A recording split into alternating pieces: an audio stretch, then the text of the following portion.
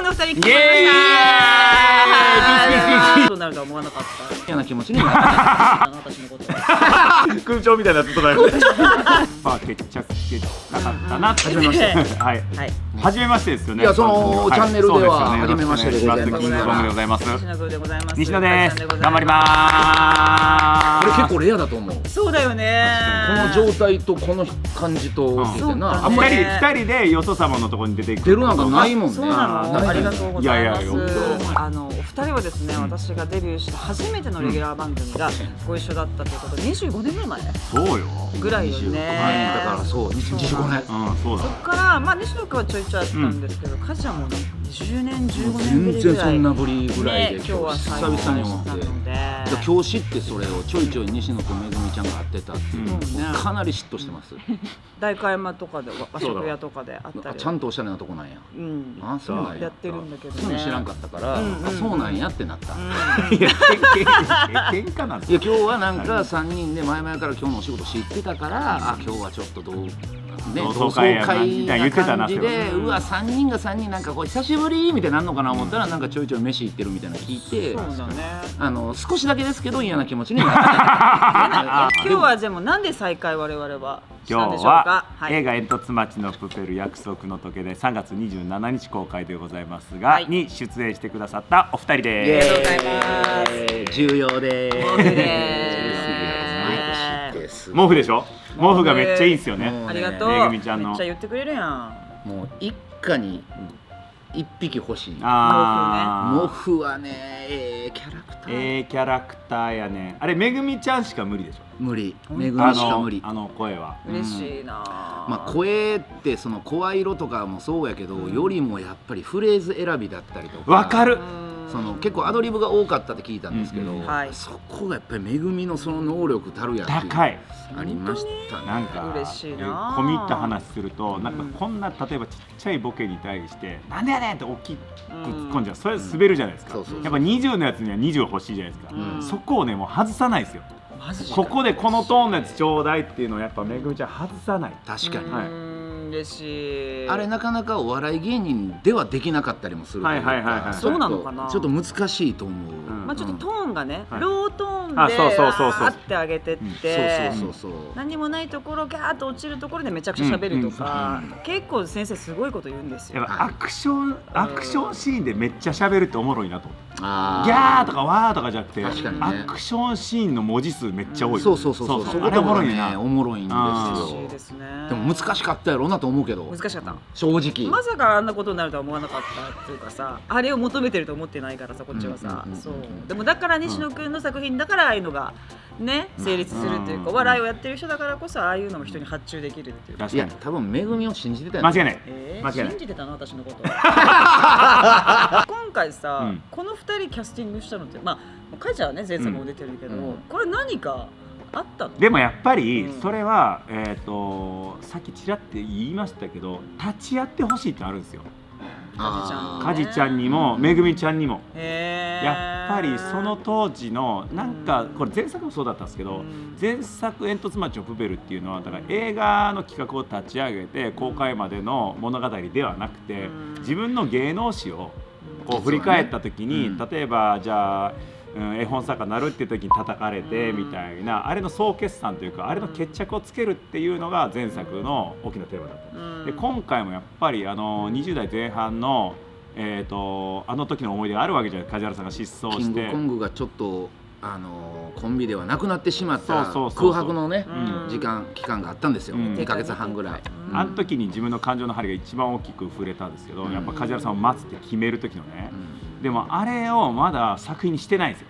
そうね。覚悟、あの時の覚悟を作品として落としてないから、あれもやっぱ決着つけたかったなと思った時に、その当時のことを知っている人には立ち会ってほしかった。でも今さ、誰か一人が状態良くなかったりとかさ、例えば仕事をしてなかったりしたらさ、今日会えなかったからなんかね、いろんな形を変えてるタイプじゃん。そうです。20年前これじゃなかったじゃん。こんな頭にタオルを巻いてないしないですね。私もこうじゃなかったし、こうじゃなかったから変化しながらも、でもまだ今いて、なんかトーンが同じだから再会できたってエモくない？エモい。だいぶすごい日よ今日。今日すごい日やと思うよ。今みんな掃除したりとか片付けがねやってるんだけど、もっとおっしゃる通り、やっぱり誰か一人が走ってなかったら再開できないですわ。できない。会おうよって言えない。いけない。いけないもん。俺がもしカジサックやってなかったとして、そのまま実は腐ってたのよ。腐ってこれだ最後の一撃だって言って俺これが生まれてんけど、これがなかったら俺多分出れてもないし、西野も声かけてないかもしれないし、ひょっとしたらキングコング解散してたかもしれない。そっか。もうやめようと思ってたから俺。そうだよね。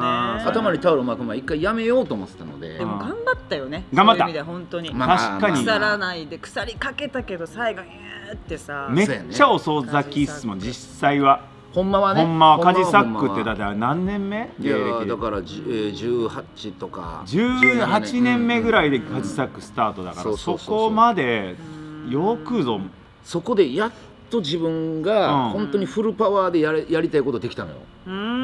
やりたかったんだね。でなんかやっぱり3人でレギュラー番組、他にもメンバーいましたけど、その時やってる時はまだなんかどっかで演じてたというか、キングコングのボケはこうやろみたいなもあった形をね決めすぎてたんだ。そうけどやっぱりこいつになってからはそうじゃなくなって、で評価も得られて、でやっと西野の横立てるみたいになって、そう嬉しいわそれは。からのこうなったから。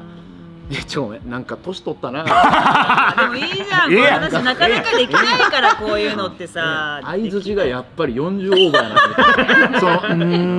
勢いない。みたいな。理解が深い人。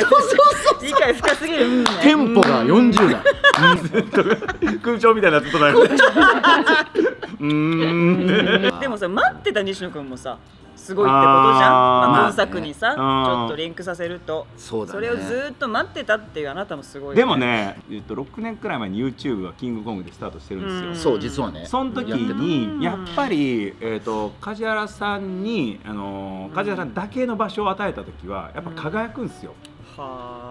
平場で他に芸人さんがいたらちょっと萎縮しちゃうんですけど、でも梶原さんだけの場所を与えたらやっぱ輝くし、それはもっと遡った時に19歳の時に2人で遊んでた時の梶原さんは面白いの知ってたし、そうだから別に何でもない人を待ってたわけではなくて、この人が面白いと思う人は知ってたから、だから時間の問題だなと、遅かれ早かれいつかこと言うわ、花が咲くんだろうなと思って。こんなこと言えるようになったらもうさ、なんかもっと意地悪な時あったじゃん。あったよ。ないよ僕は。あった。西野お前記憶喪失になってる。おかしいって都合がいいってさ。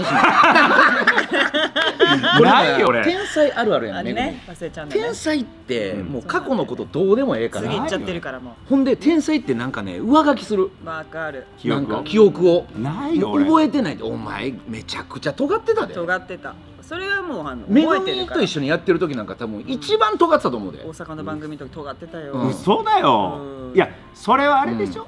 自分のMC みたいな役目を務めなきゃいけないっていう責任感じゃないの？そういうことではなくて。いやそれもあるよな。あるよね。プラスアルファで俺に対してもすっげえ怖かったし、もっといかんかいみたいな。俺まだ確か刺された後あるもんな。刺されたんすか？刺しもあった。刺しもあった？全然あの時まだ時代的に OK やったから。刺していい時代あったんすか？刺し OK の時代ありました？ありました？ぐらい。もちろんめぐみちゃんには優しかったで、けどこのもうなんてやろな、わかるわかるわかるやんな、なんか目がもう戦うようにボケるみたいなさ、戦うように突っ込むみたいな面白いやろそいつ。戦うようにボケるやつダメでしょ。前室でもうなんかさふわーって筋トレはしてみたいなぐらいの挑み方だったよね。でまた西野はさセンターだったりしたから、自分で前に出るっていうお仕事じゃなかったから余計ストレスあったと思うの。他いかんかいみたいな。確かにね。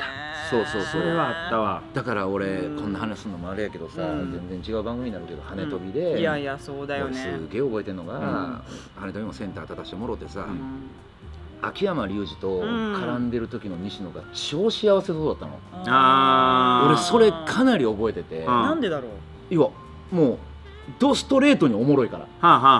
ほんで彼は昔から変わらずずっとおもろい。臆さない。初日からおもろい。初日からおもろいっていうところがあってっていう西野をモニターで見た時にやきもちというかちょっともう心が壊れそうになったりした時期もあった。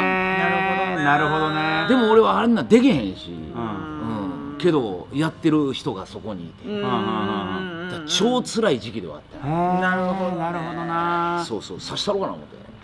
刺していい時代だったから。刺していい時代ないですね。絵描き始めた時もカジちゃんはちょっと劣等感っていうか、こいつどっか行っちゃうんじゃないかとか、そうだね。飛びの時もあったりとかして、すごい焦ってたんだね。焦ってたっすよ。だからちょこって西野には軽く言ったかもしれないけど、西野が違う道に行くんだこれって分かるやん。時に焦って俺もよしじゃあ俺もなんかせなと。ちょっとプロゴルファーになろうかなと。確かにやってた。そんなんもやってたもん。試してたんだよ。一応試してたりなんかして、そうでもとにかく何か手を打たないと彼どっか行ってまうなっていうのはずっと思ってたし、俺その時周りにも言ってる。やばいやばい。で自覚あったの？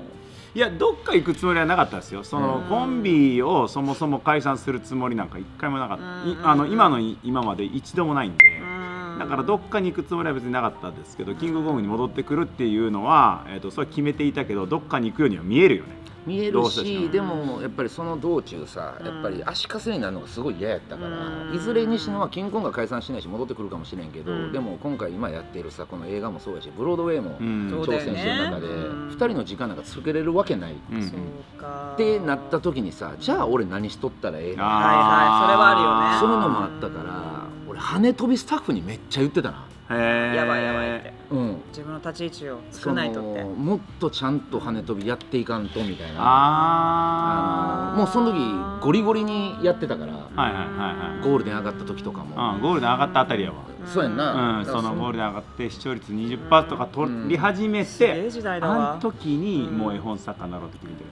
そうか。で羽飛びが終わったタイミングで多分西野はより時間が増えて、作品作りの時間増えたけど、俺は逆にパリーンって割れて、なんか終わって番組終わって羽飛び終わった時に唯一の俺のこのキングコングでいるババアジジイ、ババアとジジイ、かわいそうお水飲むね、でもまあそれもこれもが全部煙突町のプペルじゃん。いやそうだね。それがすごいよ。ありがとう、形にしてくれて。いや改めてこっちがありがとうございますですよ。ありがとう。力貸してくださいまして。俺らの話ばっかり申し訳なかった。いや本当にめぐみちゃんの話。いやいいんですよ、私の話。皆さんめぐみちゃんの話。もっとなんかな美の話とかした。美の話したい。美の話ないもないじゃない。また来てください。はい、またよろしく。次普通に飯行きたいな。美やる。美やりたい。おじびやりたい。おじさん。おじび教えてほしい。わかりました。お願いします。お願いします。3月27日公開です。ぜひご覧ください。ありがとうございました。キングコングでした。ありがとう。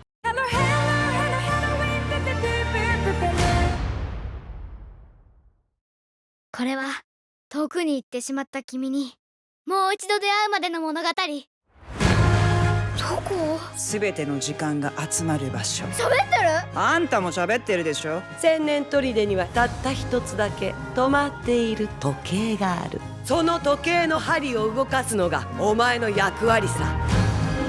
それをすれば帰れますか？ああ、大仕事だ。どうしたの？友達のことを考えてた。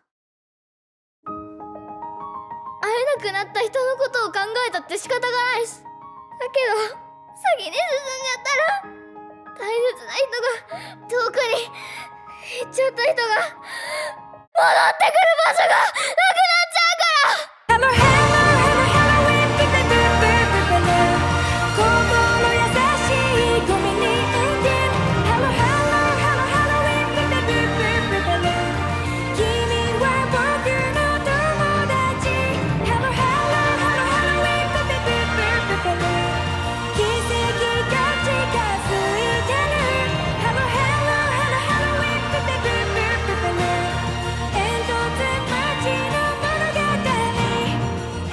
確かめに行こう。約束の時計台に。